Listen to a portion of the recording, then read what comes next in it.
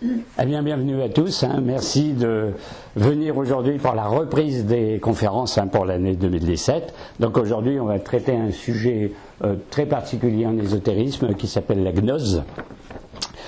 Donc c'est un sujet assez compliqué à comprendre et bon, plus tellement étudié aujourd'hui.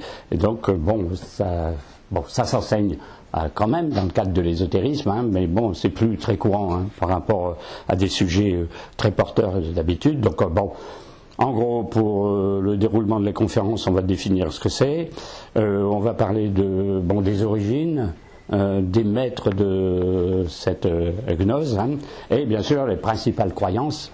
En gros, c'est gnostique. Les personnes adeptes de la gnose qu'on appelait des gnostiques, à quoi elles croyaient. On va voir les rapports avec le christianisme, parce qu'en gros, ça s'est développé au moment du christianisme primitif.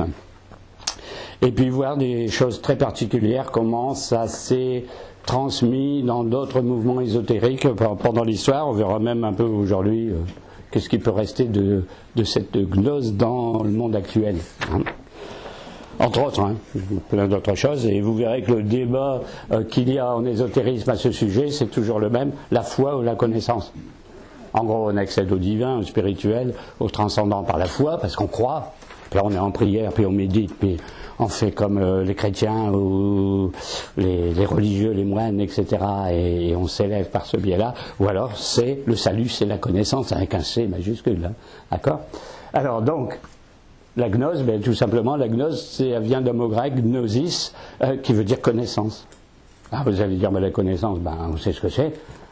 Surtout en ésotérisme, vous qui venez régulièrement aux conférences, vous allez dire la connaissance ésotérique. Alors, quand on suit une initiation maçonnique, on va révéler des choses qui sont la connaissance. Les Rose-Croix vont vous dire,